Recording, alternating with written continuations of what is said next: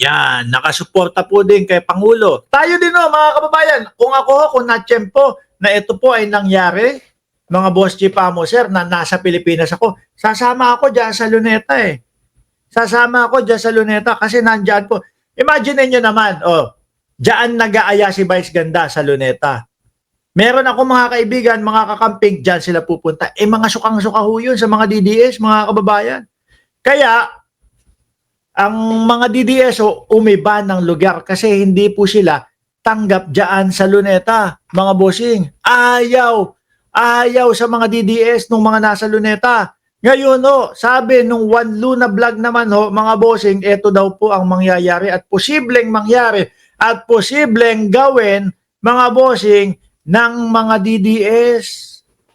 Sabi ho dito, according to a very reliable source, the DDS are plotting something terrible tomorrow, which is ngayong araw ho, mga kababayan. Sabi, please stay indoors if you can for your safety. For those attending the activities, please stay safe. Siguro iniisip niya, aguluhin natin yun, ganito, ganyan, para madala yung tao. Tapos, ibintang natin kay Bongbong Marcos. Lintik na yan, Hindi lang natin siguro, sigurado kung gaano katotoo itong sinasabi nung One Luna vlog. Pero kung ganyan, mga bossing, posible kasi din nilang gawin eh. Posible ho nilang gawin, tapos ibibintang kay Pangulong Bongbong Marcos. Since kanina pa kayo atat na pag-usapan, yung 10 milyon ng mga DDS, eto na umpisa na natin mga kababayan. Huwag sasakit ang inyong loob wala, madami ho talaga silang supporter eh. Nagdagsaan po talaga mga kababayan yung kanilang supporter eh. 10 milyon mga bossing.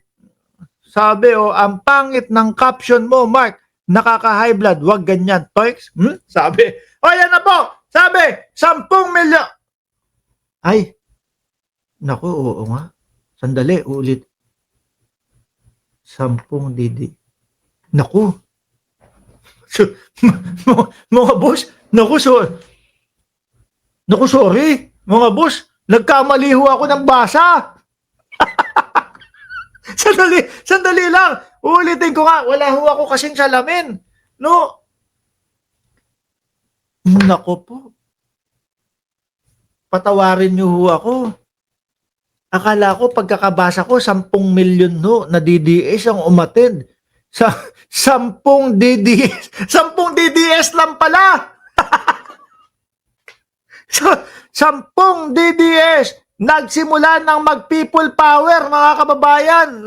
Alam niyo na, syempre kapag ganyan, mga bossing, ang mapapaisip tayo kapag sinabing people power, milyon ang iisipin natin. Nagkamali ako ng basa. 10 DDS nagsimula ng mag-people power. Sa 10 lang pala, mga kababayan.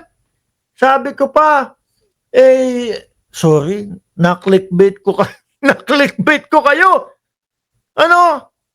Hindi totoo, Sir Pepe. Totoo. Pagkabasa ko, sabi ko, naku, 10 milyon, nagdagsaan na. Tapos mabasa mo pa sa ilalim, nag-people power. Sa people power, syempre kayo, iisipin nyo, kapag nilagay dyan, yung nakasulat na people power, iisipin nyo, milyon yan. Pero, binasa ko kasi nang wala ako sa lamin 10 DDS, nagsimula na mag-people power, dinumog na, so tingnan mo pa, pag nabasa mo pa, tingnan mo yung dinumog, kung ganyan yung marikikita at maririnig nyo na dinumog. Di ba iisipin mo, milyon ata ito Sabi ni Rodelio Los Santos, di nga, 10 milyon, wag na kami mga DDS. Mga buwang daw kayo, Dinumog ng 10 DDS. Anak ng tinapayan. Dinumog ng 10 DDS ang kahabaan ng Commonwealth upang ipanawagan ang pagpapatalsik kay Pangulong Bongbong Marcos. At eto pa mga kababayan, idagdag pa natin yung litrato din ng doon po sa DDS nila, doon sa sa pababain si Bongbong Marcos. Ayan po sa pangunguna ni Boss Eric. Boss Eric, hindi ba kayo magsusunog ng gulong dyan? Di ba ganun yung ginagawa nyo sa NPA? Oh, ano, ano yan? Wakasan ang korupsyon, labanan ang korupsyon. Marcos resign, sabi nung nandito sa gilid. Ilan? Bilangin ho natin, ha? Isa si Kuya, dalawa si Eric, pangatlo ito, no? 4, 5, 6, 7, 8, 9, 10, 12. Isang pupunta to, Eric.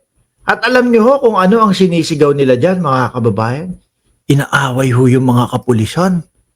Inaaway ho yung mga kapulisan, mga bossing.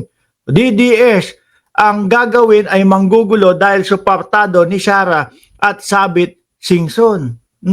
Alam niyo ho, ito yung pinaglalaban ho nila dyan, mga kababayan. Nagagalit, minumura yung mga MMDA nila Eric. Oh. Ayan, pakita ko sa inyo mga bossing, ha. Oh, ito si Eric, oh, nagsasalita.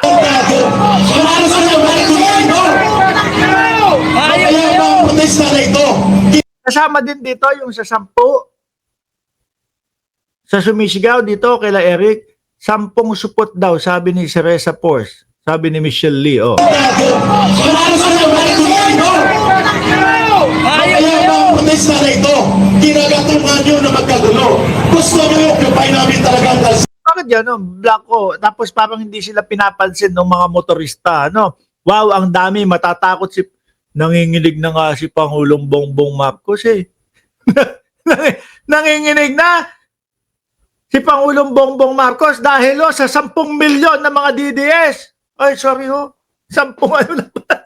10 piraso lang po pala. Paano ba naman kasi ang sinulat doon? Oh, people power. Siyempre, ang unang pumasok ko, tapos hindi ho ako nakasalamin nung binasa ko. Iisipin mo, 10 milyon na, ang dami na. Yung pala, ito lang po pala, nakikipag-away pa, nakikipagmurahan pa sa mga pulis at sa MMDA. Hindi pwede yun. Makinig kayo, ang sabi ng polis, binibigyan kami ng lane na ito. Pero mamaya alauna, 30,000 ang tao dito. Putrages na yan, 30,000 daw ang pupunta doon. Mga kababayan, alauna, anong oras na ba? Alas 11. 30,000. Aabangan. Ako, mapapalive ako nito mamaya, Eric. Hinayupa ka. Imbis na matutulog na ako, aabangan ko pa yung alauna ninyo kung 30,000 na yung dada ko o pupunta dyan. Nandyan na din ba? Yung mga FGF? Yung grupo ni Dado? Pupunta na din ba dyan yung FGF? Sabi, yun daw, madami yun eh. 40 milyones. Hindi 30,000 ah. 40 milyones daw yung grupo ni FGF Dado.